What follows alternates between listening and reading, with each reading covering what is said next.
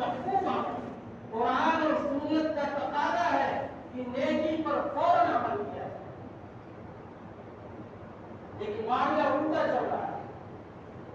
ہم نے صحابہ کی زندگی کو آئیڈیل اور نمونہ نہیں بنایا.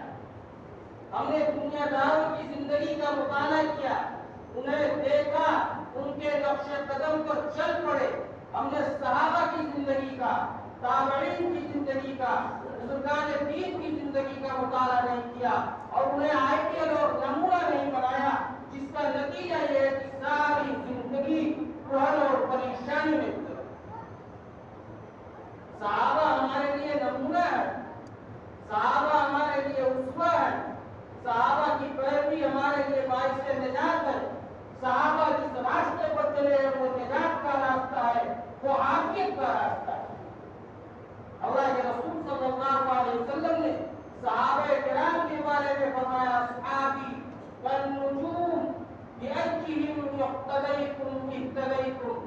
میرے صحابہ یہ ستاروں کے مانند ہیں, ان میں سے جس کی بھی اقتدا کر لو گے, جس کے بھی نقش قدم پر چل جاؤ گے, راہ ہدایت پا جاؤ گے. اور فرمایا لا تسبوا اصحابی, میرے صحابہ کو برا مت کرو, میرے صحابہ کو سب و شتم مت کرو, میرے صحابہ کو گالی گلوچ نہ دو.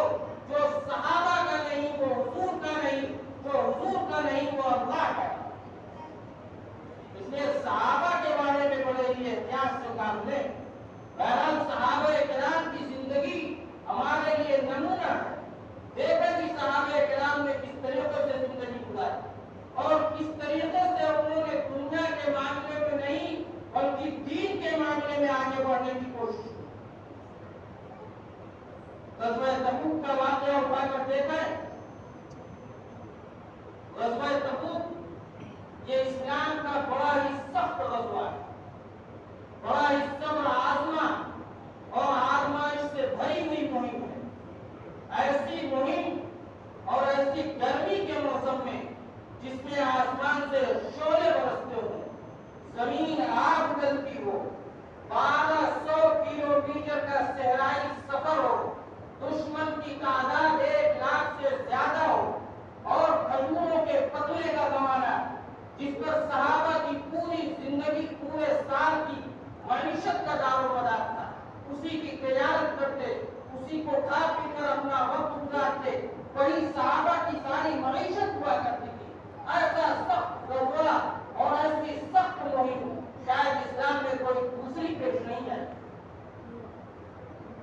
ایسے موقع پر جبکہ دشمن کی تعداد 1 لاکھ یا اس سے زیادہ ہے, شاہ روم مسلمانوں کو پورے ہستی سے مٹا دینے کا عزم لے کر آ رہا ہے اور قسم کھا کر آ رہا ہے کہ ایک مسلمان کو بھی ہوئے زمین پر باقی نہیں چھوڑنا.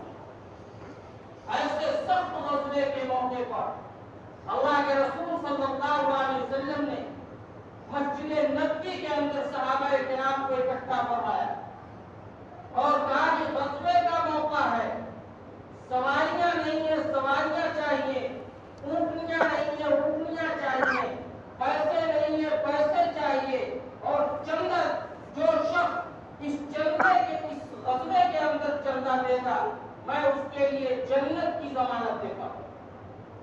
ہر شخص کے لیے نفیر عام ہے کہ اس غزوے کے اندر شریک ہو.